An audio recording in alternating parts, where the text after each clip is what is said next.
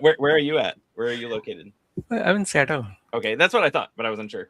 Yeah, but I think next week I'm moving to for 1 week. I'm going to Albany, and Oh, cool. That's awesome. I already see people saying hello in the chat or waving. Hello, hello. Happy Friday, everybody. We're gonna get going here in a minute. Oh, actually, let me bring up. Okay, I already have it up. Cool. And I'll share this link probably several times. I know as people are joining in, it usually takes a few minutes before we hit kind of the critical mass of people. Oh, also, while we're still waiting for people, let me also send out a blast saying that we're live. I forgot to set that up too. So just give me a minute to do that. How's everyone doing though? Any interesting AI developments or anything this week that you want to share in the chat? Or anything you've built that's not related to the event? It's always kind of fun to see what people are working on. I'm sorry, yeah, just give me 1 minute to send out this blast.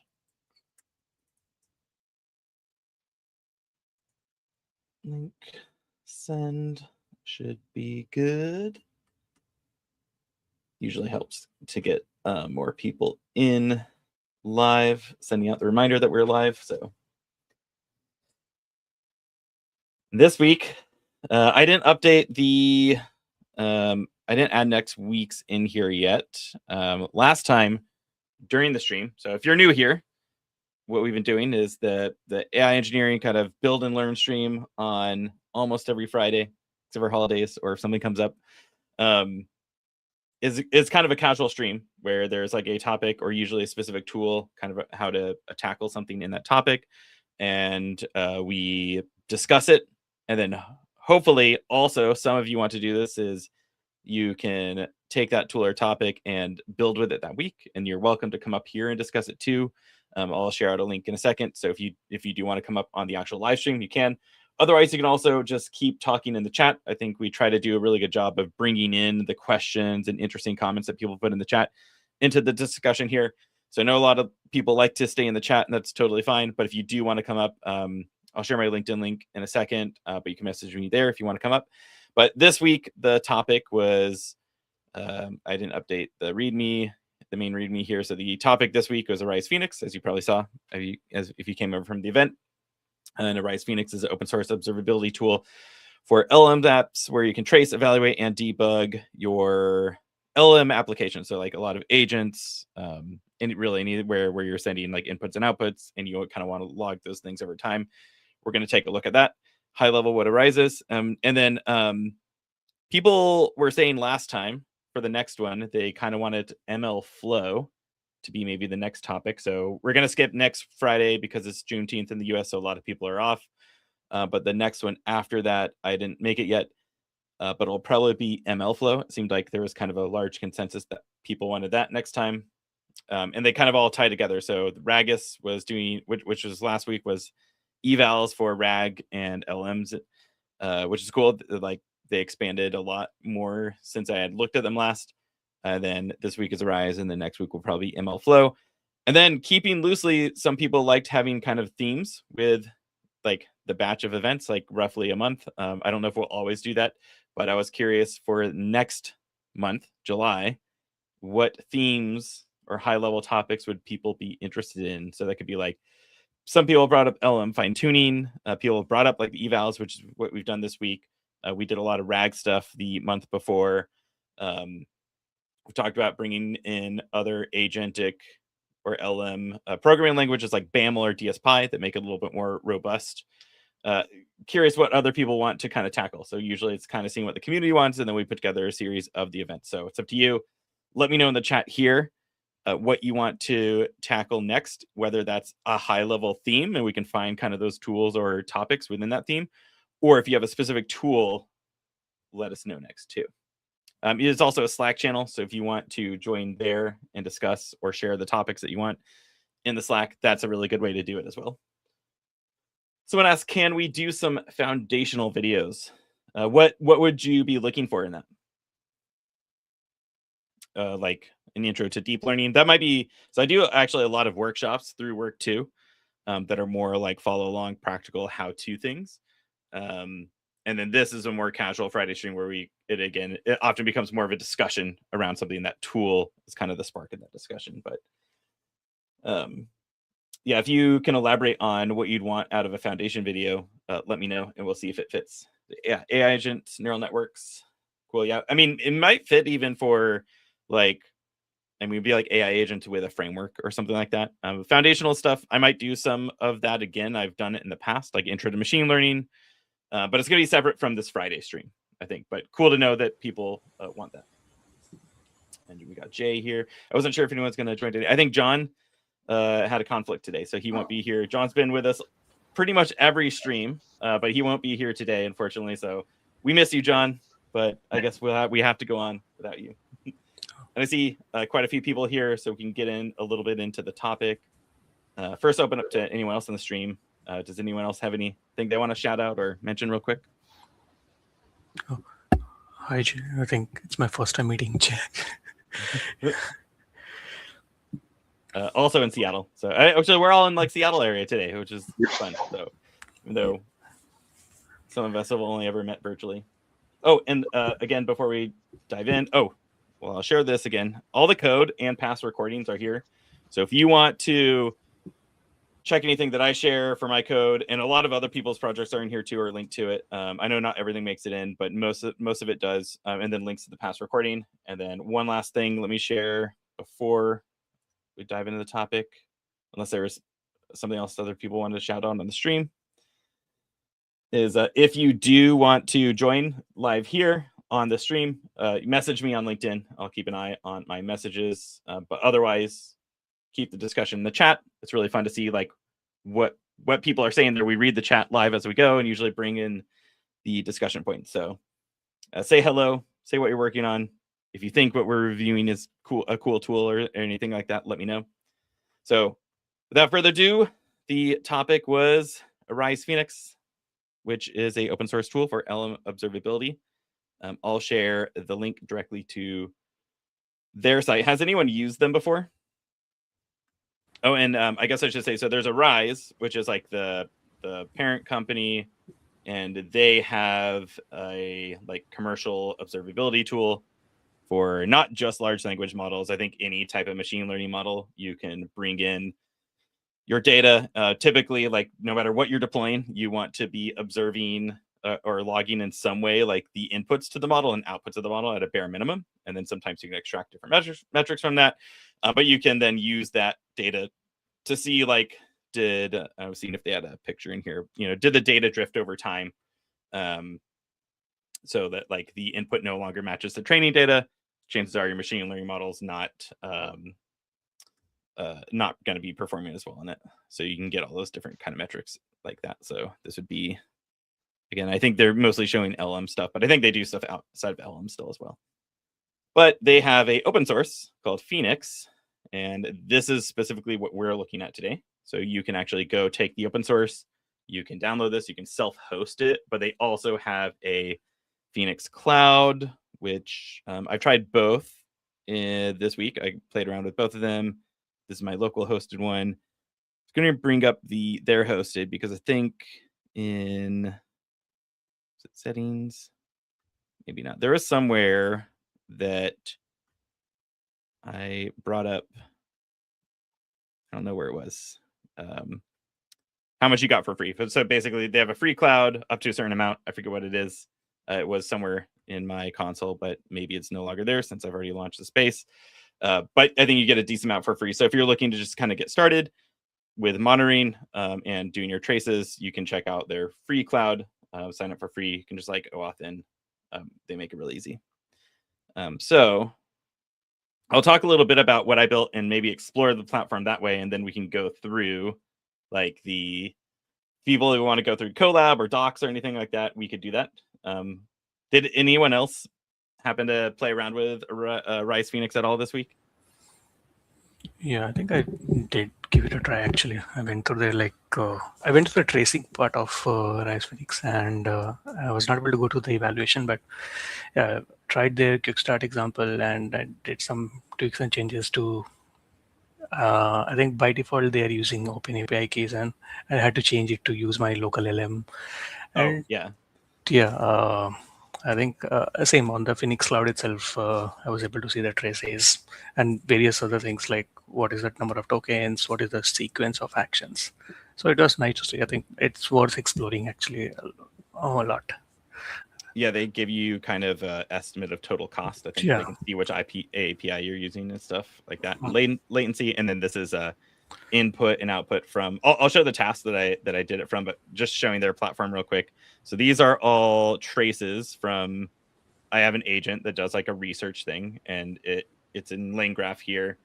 So it uses OpenAI backend, and then it uses Tavili to search, and it kicks off like a little research job, and then summarizes a report in there.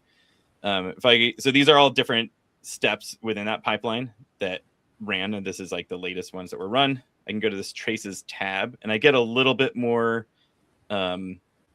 consolidated here. The reason why, so I think if you run this locally, you'll get this all kind of actually inside of a chain like this. But I ran my agent inside a flight, and so these are all in different containers, and they get separated, I think, on like a Python thread, and I think Arize uses that to kind of clump them together like this, so mine are separate. If you run this locally from a collab, maybe they might be all together here, but they can drill down and see kind of each step that my agent took, and then I'll go show what my agent run actually looks like here. So this is in Flight, the open source AI orchestration tool that I work on. So this is usually what I like run most stuff in. And you can kick off a, oops, I just did update to the README. Let me kick off, like here is a research job I'm kicking off, and it's going to spin up another research agent here. And it's going to do like a planning topic phase. And then it's going to, once it breaks out that phase, like I limit it to 2 searches here. But then we'll go ahead and do a web search on Tavili. You can upgrade how many agents it will spin up and how many web searches it can do at the same time, like in parallel, and then also how many like quality control iterations it can do. So I already it built into Flight here. You wouldn't get this if you're not using Flight, but you actually already get a decent amount of tracing built in to the Flight UI, which is cool. And then I wanted to expand this into what it looks like going to Arize. Also, not everyone built in Flight, so if you need a standalone tracing solution, this is really good for it.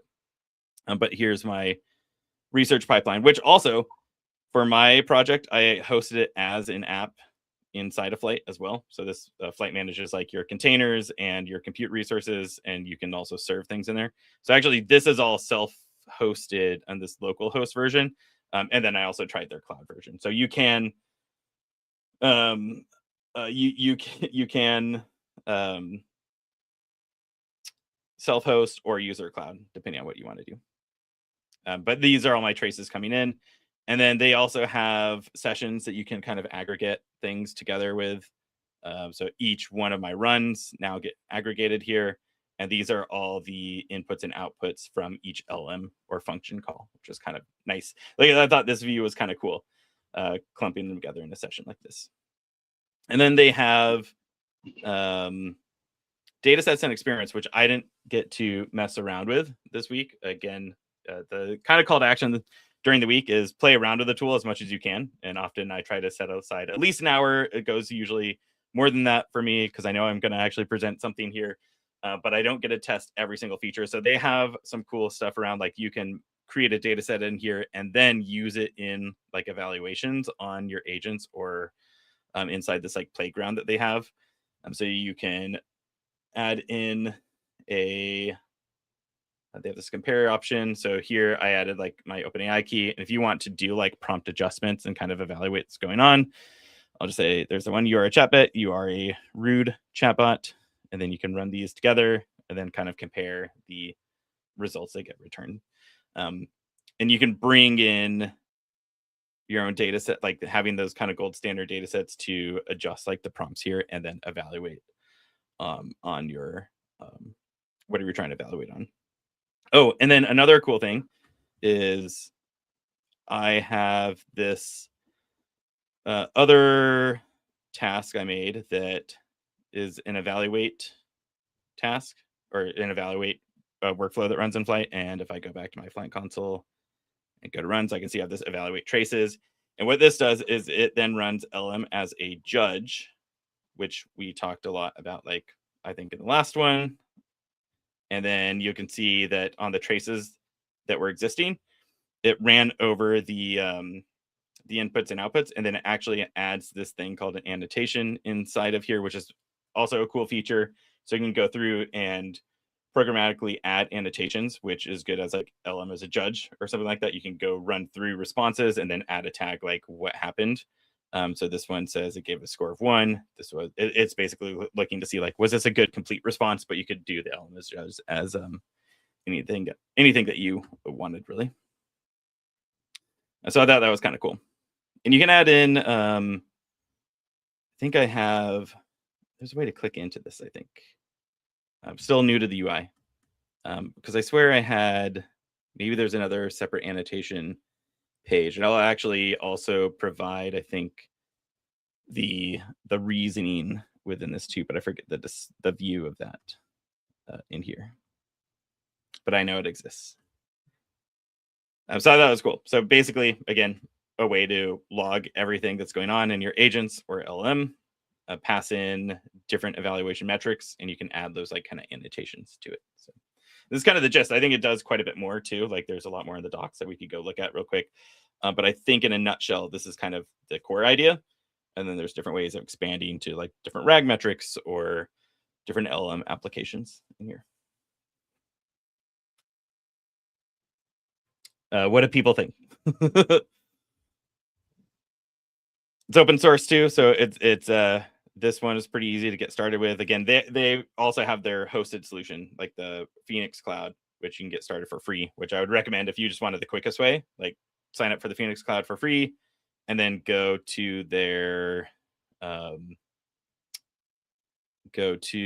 docs. And they even have some of them are in collab. So I think if you go to the tracing tutorial, you go to the Python tutorial, you can open this up and run it directly in collab. So if you wanted to like send your data up or just their examples that are in here, you can just go through this collab and get tracing right away if you've never done that before. So what was that? Your audio is a little cutting out or something. Weak.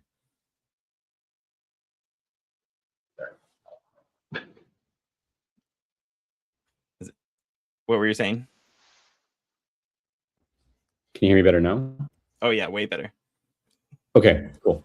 I was going through the tooling this morning, and I didn't do the cloud route. I've been setting it up locally on my laptop, and that whole UI that you were just looking at is actually part of the open source kit as well. So like that web portal basically runs locally on the device too. I was thinking it would at least be a little bit pared down, but like I think it's got most of what's available here. Yeah, and I haven't so the actual full Arize product might be a little bit different and for different models, but the Phoenix, I think everything, as far as I could tell, I could be wrong. When I looked at their cloud hosted one and the local one, so this is on localhost here, it seems like everything's kind of in here, which is cool. Yeah, I'm using the cloud one actually, and I do see that most of the things that you showed actually is here. Yeah, I didn't do a full feature by feature comparison, but it seems like all the stuff is there. I didn't see really anything locked off in here too, which is cool. And someone in the chat said they like the LM as a judge built-in capability, makes judging transactions as a whole pretty streamlined, and appreciate the open source. Yeah, and I think they have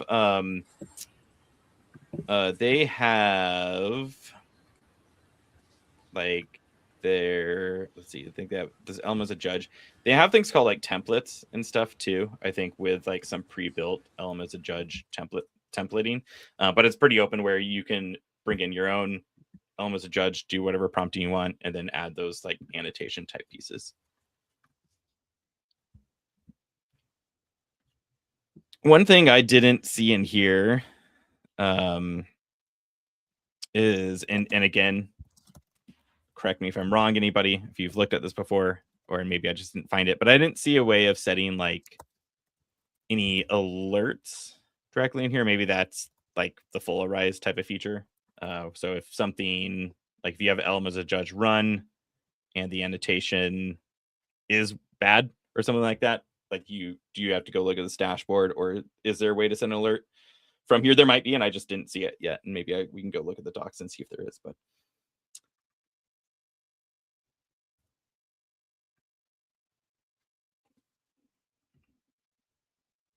I don't know if anyone else has a quick demo they want to show or anything. Yeah, I can show. Just Yeah. let me actually.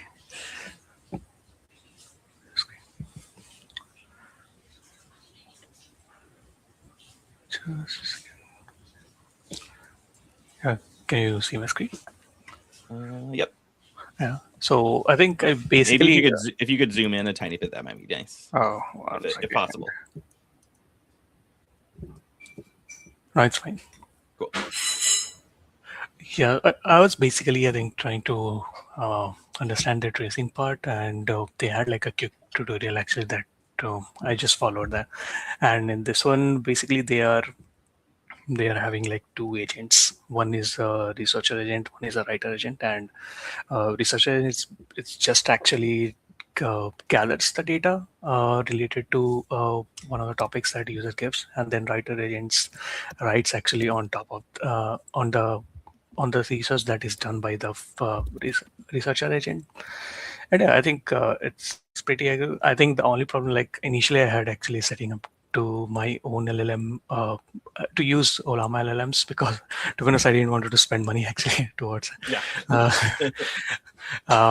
So yeah, I think that one transition that I had to do, and I am using CrewAI here for making the multi-agent framework.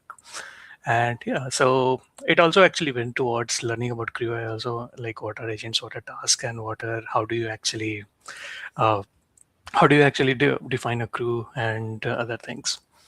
So yeah, I think once I did that, here is, so yeah, if I go to projects, there are multiple projects I did, and my thing was very simple actually. So that's why it does not have any chains, but it just like single components. Yeah, but I think what I was actually excited to say, like it does give you the process. Like, okay, first crew created, which it means that it created the crew with multiple agents. Then it went to the like first task, which you can see that, okay, my financial research analyst task is now created. And then for LLM calls itself also, it is like giving most of the thing, like, okay, what is the system prompt, what is given by the user. And then after that also, like each of the process, because I do see that it is, so I'm using the tool known as Serper, which for web search. I think this is one of the tools that they also provide integration natively. So yeah, I think I was able to say, okay, what is this assistant trying to get from the Serper tool? So it also I think Phoenix also provides the tracing of the tools that our agents are calling. Yeah, I think after that it created like a summary, and then after that, once the first task is done, then it went to execute the other task. So wait, where is the task created? Yeah, so now you can see that after that first task, we have created the report writer task, and I think it actually, again, similar to the first, we actually saw like, okay, we have the system prompt, your report writer, and it also gives that this is the context that you have to use, which is actually the research summary that was created by the first agent. And finally, there was one hiccup, like I saw this tool usage error. I thought actually it was because I did not actually get any more information on like what is the error and what else is actually should we do here, or as you said, Sager, like we should have some alarms or something around that area. So I think maybe I will look into this, like what around this line. And finally, I think we have the final LLM. So you can see that I'm using my Gemma 4 itself for as my local LLM model, and yeah, finally it gave the output that this is the executive summary for the report writer and generated a report. So yeah, overall I think it was it showed the execution pipeline, I would say. Mhm. And then I was also like good to see like the latency factor, because I think later if we actually have a very I mean, this will help us actually to understand like where are my most of the tasks most of the time is going on as per the Mhm. token. So I think overall it was good actually. And I feel like it's worth actually investigating more. Yeah. I think it's a good tracing tool, open source too, easy to get started with. I know there's probably other ones in the market as well, but not as much of the open source for the LM tracing that I've seen. There probably is. It's just so hard to keep up with everything. Somebody asked in the chat, what does it look like to actually implement too? Because sorry, just showed the platform, didn't show the code. The easiest way, if you're using something like LangChain or Crew AI, they have these like pre-built connectors for it. So they're built on top of OpenTelemetry. You can expand it. So if you have custom things, like you can build your own kind of integration in with whatever you want. So you don't have to be using one of those. But if you're using like LangGraph, Crew AI, most of the popular frameworks, then they have like an integration directly in there. And it's all you do is you basically create this, you register this tracer kind of endpoint thing, and then you initialize it on top of like this LangChain instrumenter, for example, for the example that I did, which is in LangGraph. So then every time you do like a LangGraph call, it's going to automatically be traced, and you don't have to add like a separate decorator on each function that you want to do. So that's kind of cool. And like you had mentioned, the tool calling, and I think in LangGraph here, so these are my subagents that I know that are basically this researching topic. And so you can see I'm doing tracing here as well. It's like agent, and then within this should continue. It's looking, it says go to tools, and then this other should continue. It goes to end. And I think that shows up in here as well. So you can see like this is the agent. Yeah, so should continue. This is a LangGraph thing. Is basically how it builds a graph, and then it has like a state of where it's going to go next into the graph. So everything gets called here. You can see this should continue. And then the chat GBT, this is the telling it's a research agent. One thing, there might be a way to add this in. Oh, no. Okay. Yeah. So here's actually the explicit tool calls too. This is what I was looking for. So it calls the tool. And again, I think just does this directly from the LangChain integration. I didn't have to do anything specific for that. So once you get that initial piece set up, it's really cool and just easy to trace everything running within your agent in this case, but kind of all the other different type of LLM applications as well. So this is the Tavili search tool. And this is what is getting returned back from it. And it does 3 searches. And those are all kind of traced here. So super nice. Going in and yeah, this is the sub agent. Every single step, chat completion, your research agent should continue, go to tools, does the tool calls. These are all 3 of them traced here. And then this is the agent saying, I think this is summarizing everything back from those tool calls. So these are all the inputs from those 3 searches. And then this is the kind of research summarization that goes back to the agent. And then you see this should continue state piece of LangGraph again gets logged here as well. And that data gets passed out. So pretty cool, pretty easy to set up tracing capability, and it does the tracing like it said it was. So if you, I don't know, has anyone done any like type of tracing like this for their agents before? In the chat, on stream? This is the first time for me, so definitely learning as I go on this. There's a lot more to dig into than I realized the tool covered though. So yeah, there's a lot of surface area here. Yeah, I think OpenTelemetry has been like before, but yeah, for like use for LLMs, I think this is the first time I think ever I'm seeing. Yeah, and there's different like I use the LM as a judge one, but you could also extract whatever other metrics you want. Like when we talked about Ragas last week, and we were talking about different metrics you could extract.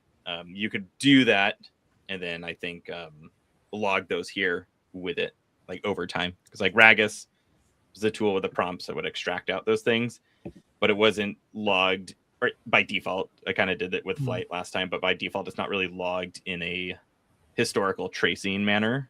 Right, that's not what Ragas does. Ragas like gets those metrics out, so you could add it. I think combine it with a tool like this, and then kind of trace it over time and like add that metadata in if you wanted.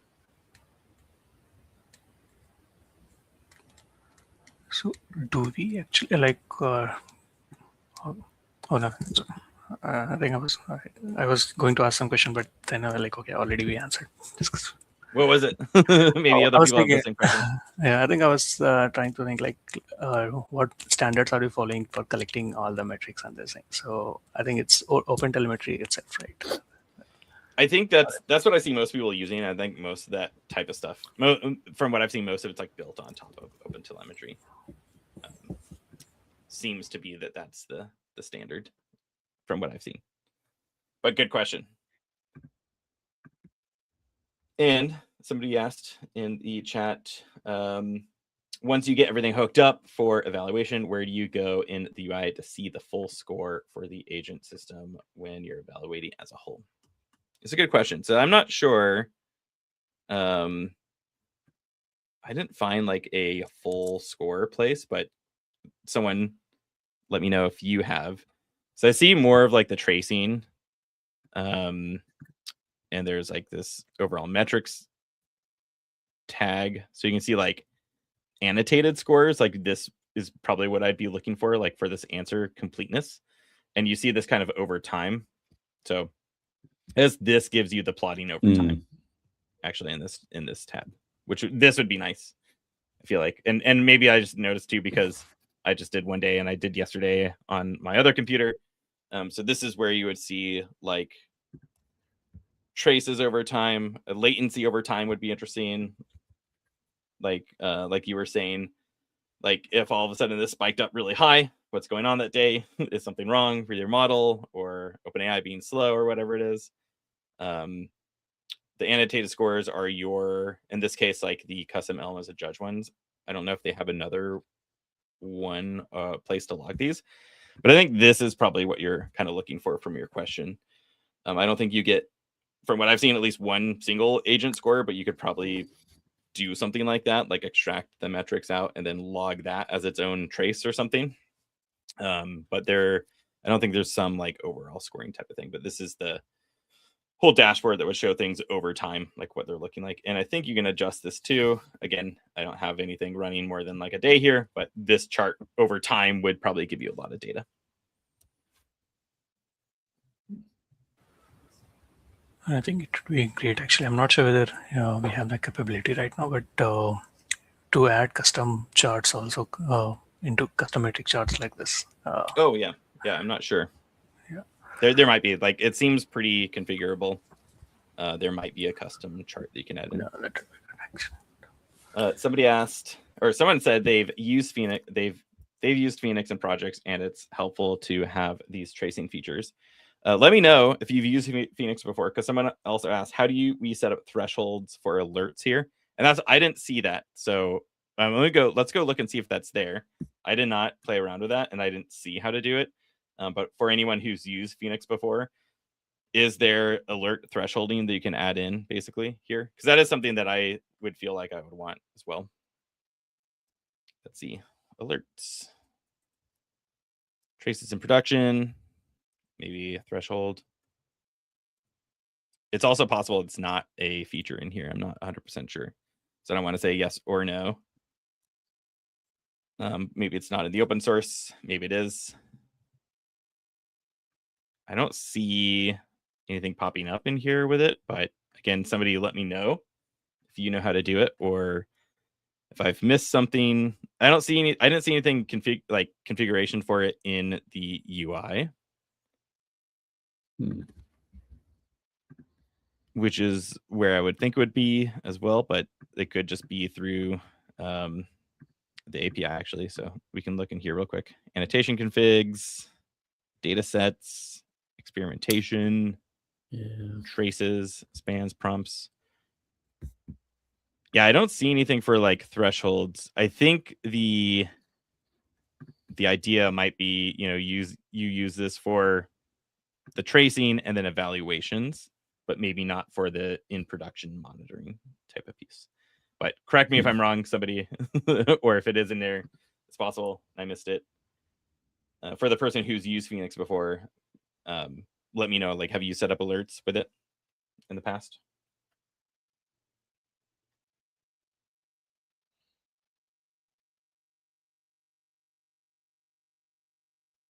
And someone said, for adding accuracy or thresholds, this might be a hint. I'm not sure what the hint is. Let me know if I misunderstood something. But yeah, adding like accuracy threshold inside here, which again, you could also do. You do this with the annotation. So like already I'm doing answer completeness. You could have inaccuracy on one of your agents and have that plotted over time. And Laura said they did not set up alerts before. So yeah, I didn't see this in here. I'm not saying it doesn't exist for sure, and maybe I just missed it, but I don't quickly see anything in the docs either looking at like configs for setting a threshold. I didn't see in the API. So I think I just did some quick search using LLM, and it seems like it is part of Arize X, that is a commercial platform. That makes sense. Not that's probably the piece of why you might want to move over to Arize from Phoenix. Yeah.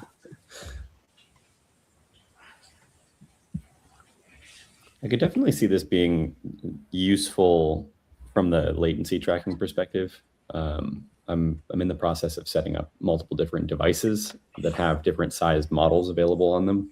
I was doing this before with like I'd have a super small like E2B or is it E4B version of Gemma 4 set up on my laptop on this extra one I have at home, and then I'd have like the fuller sized model like a 26B quantized version as well, but they're sharing the same memory. So I'm like splitting them out to different local devices and then have those remotely available.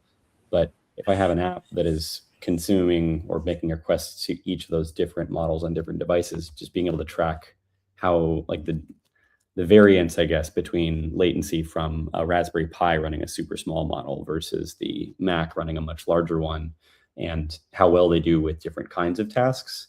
Like that's where I feel like I could see this being useful to just evaluate the performance and tune the system. Yeah. Oh, okay. So this might be a cool feature too. They don't play around with like that because again, going into their eval stuff, which they do a lot of really good like work and writings on evals, which I shared like their LLM eval page, and I haven't used this yet. So this might be a really cool feature too, outside of like monitoring is doing the eval piece, and I haven't used this, but it looks like you can create data sets from your traces. So that's great. Like if you're logging all that in there, create a data set, and then it looks like they also have a create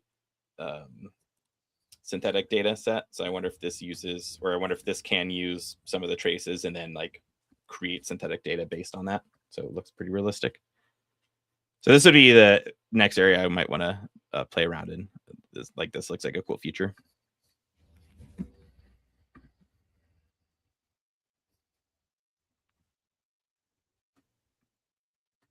Debug with this is specifically in the cloud version, you're saying? I think it's in well, I think it's in the hosted one too. Like they have that dataset tab in the hosted one. Okay, dataset and experiments. So I think if you're logging your dataset in there for the synthetic piece, you probably have to use your own API key. Yeah. This might be, well, I was gonna say, here's a chart. It's not broken down like I thought it was going to be. So debug with traces, track latency and cost, all cool things we were talking about. Monitor latency and cost, curate test cases. I thought it was going to be broken down from Arize and Phoenix, like a comparison chart.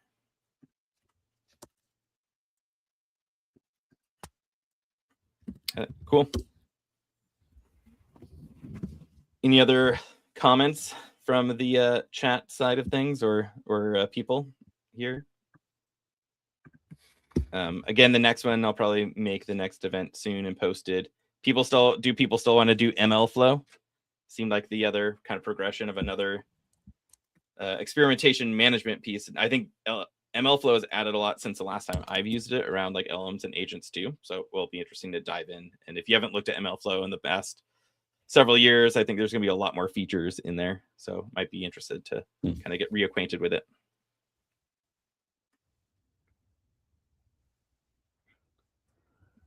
Up actually. For ML flow, how does it How does that kind of, how does MLflow, I guess, cross over with like what Arize Phoenix is doing here? Because it sounds like it does enable some evaluation and monitoring, but it also is talking about like production optimization. Well, that's what we'll find out next session, Jay. All right. I haven't used it in a while, so I've done some experimentation with it. Like I haven't used it in the LM use case at all, so I don't know how. Okay. I mean, I used it for some experimentation management, like you could, train a model and then like log that there, like the artifact and hyperparameter type of stuff in there. I assume now they do stuff with LLMs like right in their header and agents. So I don't know what it looks like yet. I haven't used it for that. Has anyone else used MLflow yet for agents or LM applications? No, I have not yet. Yeah, this will be the first time actually. Yeah, because I think they even had a blog post around like Phoenix, like logging Phoenix stuff in here or something. So we'll find out. It's Crew AI. Looks kind of similar, like tracing and stuff. So yeah, I don't know if I know they had a blog post or like integration, but I don't know if that's more like, yeah, you could do it in both, but like you should use us. I'm not sure yet, but yeah. But I think that MLflow at least has like a pretty historical background for experimentation, like management piece. Okay. So not just LM type of stuff, but obviously that now as well. It looks like that's kind of the tricky part with these, is just trying to figure out where where they actually overlap, and I guess if you're trying to do something specific, like does MLflow actually cover the full picture? Is it a lot broader than this particular use case, or is Phoenix just focused on LLMs, and so in this case it would be simpler to work with something that has that more limited scope? I think Phoenix is focused on LMs. I know Arize as a company at least wasn't. I don't know if they are now, but probably not, because there's so many different models in production that aren't just LMs, even though that's all the hype right now. But it's like it's just the last few years. You want to be monitoring, hopefully every ML model that you have in some capacity. So, but yeah, this will probably be the next one, unless people say they hit the idea now, even though a lot of people were excited about it last week. Different people might be here this week. I actually want to share. I think while going through the Crew AI documentation and while setting up the code, I encountered something on light LLM. Yeah. I think it was like good read in terms of like what light LLM is and kind of standardization that it provides. So just to like summarize, it's more like if you want to, if agent talk to some LLM and light LLM kind of sits in between of them, and then we can swap it. It kind of standardized the communication between your agent and the LLMs. And later, suppose if you want to change to Claude or Anthropic, it was actually, it kind of, you don't have to like change the entire code, API calls and everything. Light LLM kind of handles that. So I think I was not aware of that actually before, and it was actually a good find. I think good read. Cool. Yeah, I think it was Light LM. Was it like a month ago? Had like one of the like attacks on it. Like there was like some bad code that was in there or something like that. I'm sure that's fixed now, but I remember hearing about that recently with Light LM. Again, I think they fixed it pretty quickly, but it was like it's scary seeing like right now like so many of these widely used packages and NPM stuff where it's like something gets compromised, and usually again pretty quickly. But it's like, yeah, I saw some people that like had a dependency on some of those packages, and they're like, ooh, like I'm gonna move off that now. But that I don't think they're doing anything wrong or anything. That's just the recent thing I saw about it. I think it was them. Yeah, supply chain is just difficult to know, like which one of your 100 different libraries that you rely on is going to get exploited next. Yeah. That's why some people do like I mean that's like one of the points of like Anaconda, I think, right? Like or I think where UV was going, at least, I guess. I'm not sure with open AI buying them, but you can have your own hosted like library, or you have your own hosted like validated versions that you get to put in, and then so your engineers are using that. They only pull in those ones or something versus just so like you at least have like more control of the total set of dependency libraries that you're working with. Yeah, and someone asked when would the MLflow session be? So I shared a link. There's a calendar on Luma. It's the best place to keep updated. I don't have the event up there yet for the next Build and Learn, and it won't be next week. Like I was saying, a lot of people are off on next Friday, so it'll be the 26th. I just haven't posted it yet, but that will be the next one, and then it'll be. I guess July 3rd we probably won't do as well because it's right by 4th of July. A lot of people probably will be also off on that. So a couple holidays coming up here that we probably will skip streaming on Fridays. So we'll probably do the 26th, skip that one. And then what's the kind of theme that people want for July potentially?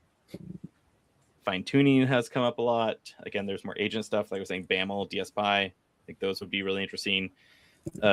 Reinforcement learning environments with like physical AI stuff has come up sometimes too, like MujoCo and Isaac Sim are things I want to dive into.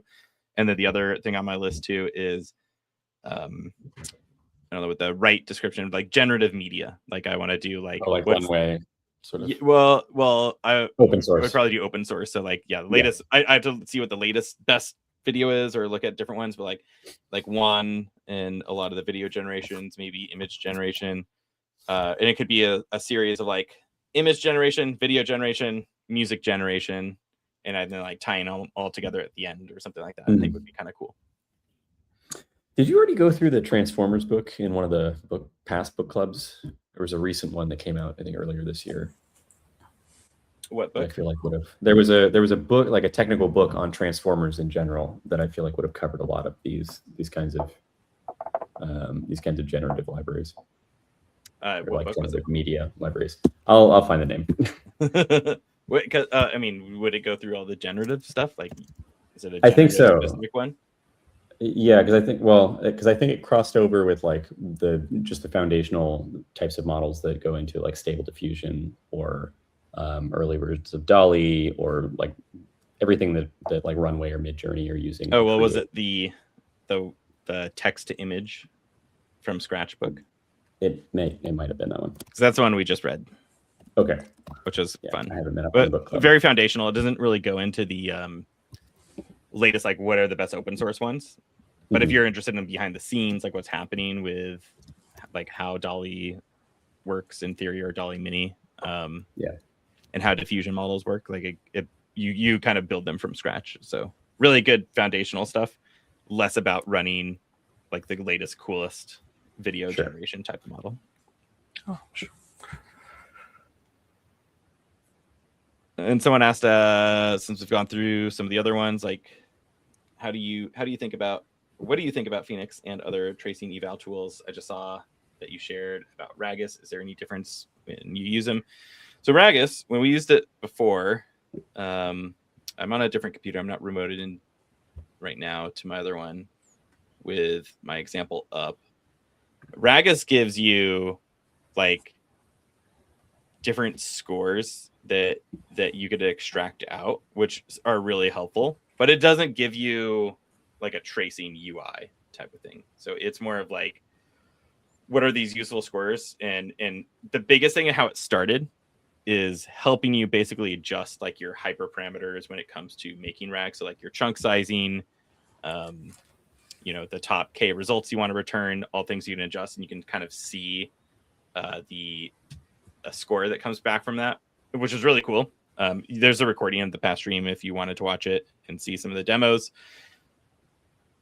Like it has pre-built prompts that do a really good job of like breaking sentences into entities and then comparing the output from LLMs to what was actually in the context for something like RAG. So very like still in the eval space, but very different type of a tool.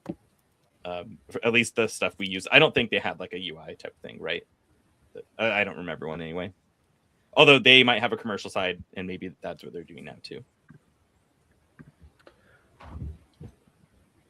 I posted the link to that book that I was talking about. It's actually called Transformers: The Definitive Guide, and it was published back in March this year. Oh, Okay. That was an O'Reilly book. I'll share it in the You might chat. need to share that in the chat. Yeah. No, I haven't looked at this. I mean, it sounds like it's pretty, like it goes pretty deep into these different areas, but like there's sections that are focused on like vision tasks or image generation, video, sound to token and back. So like TTS type stuff. Oh, cool. Yeah.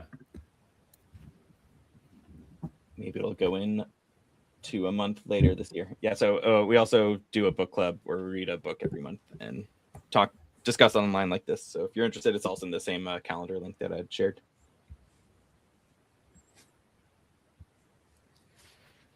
All right, so what topic is next?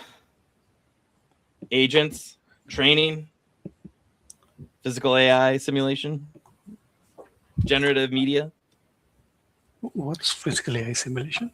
So we're like actually earlier on. Talking about Majoko. Well, yeah, there's several different ones. So like, let me bring up an example. So I'm working on some stuff, or I want to, which is part of the reason of hopefully doing it as part of this build and learn too. Some of the physical AI simulation, like Mujoko is there's no cool visuals here. What? Where's the cool visuals?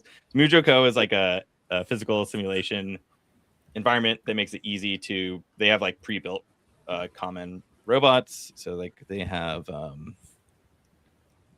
where's like their library of stuff.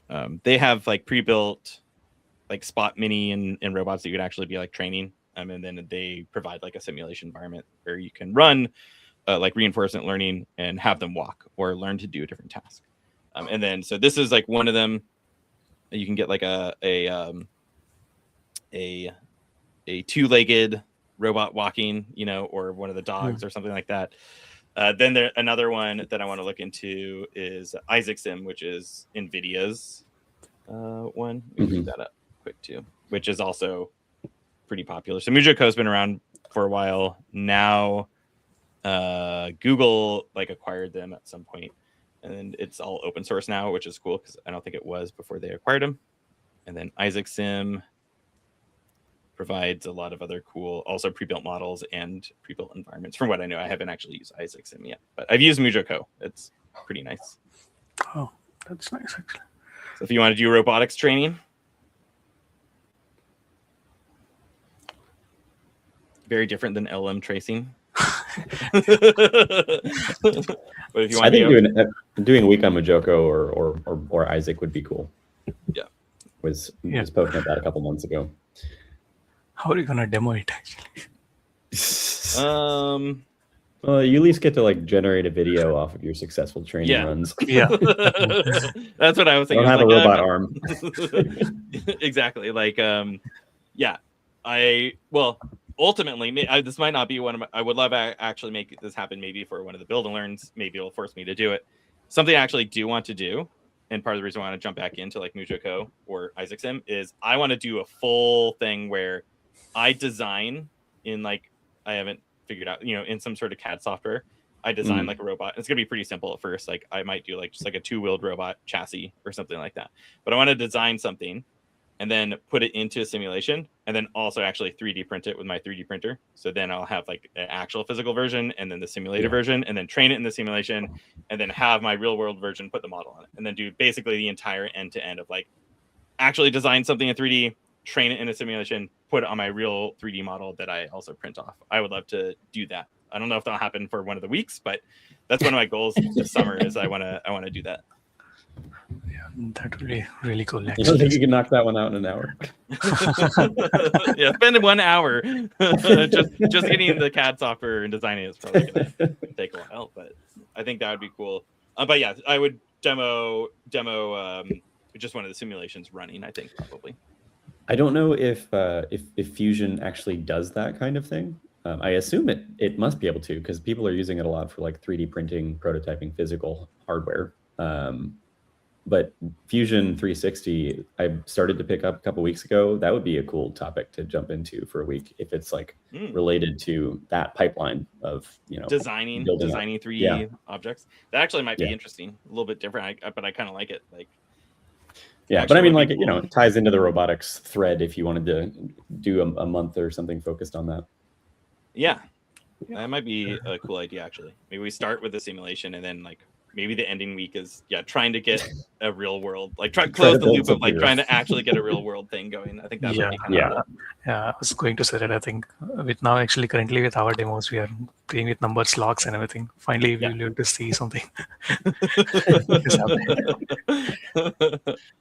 We're all in Seattle. We can meet up and actually hack on something together with hardware potentially if we wanted to. That'd be kind of cool. That would be fun, actually. Yeah. Yeah, I think I would love to see the 3D printer. Actually, I've never seen one. There, what part of if you're nearby Interbay area, there's a makerspace in that area that we've gone to before. I don't know about other locations. Yeah. And maybe we'll do. I mean, I like doing the streams. Are great and you reach people all over, but it might be fun to tack on like an in-person event, not to replace the stream, but as a supplementary or something like that. Would be kind of cool. I've been mulling around that idea for a while too, like what that might look like or something like that. Same with like the book club. Like obviously it's just fun talking with people in person and stuff. So maybe figure out what that could be. Analog is cool too. Yeah, analog is cool. Put on the record, meet in person. Let's keep an eye out. We'll see what happens. Yeah, that'd be kind of cool to do something. Even sometimes I do like casual like co-working with like friends and stuff in the area, and it might be cool to have that as a meetup happen once in a while or something on a Friday, like after the stream. Even be like, hey, we're gonna go meet at like the easiest place to get space is like a brewery, but they usually have non-alcoholic and stuff too, so it's good for like working and so maybe that would be kind of a fun thing to do like once a month or something. Yeah, I think that would be actually it'd be cool. I'll think about it. Cool. I like the idea, but thank you everyone for joining the stream and talking in the chat. A little quieter than some of the past streams, but totally fine. I think it's fun playing around with Arize. Fun to see what they had to offer. Hopefully other people thought it was interesting, and we'll check them out if you're looking for an LM tracing type of tool. Sorry, I'm just watching this teddy bear get dropped.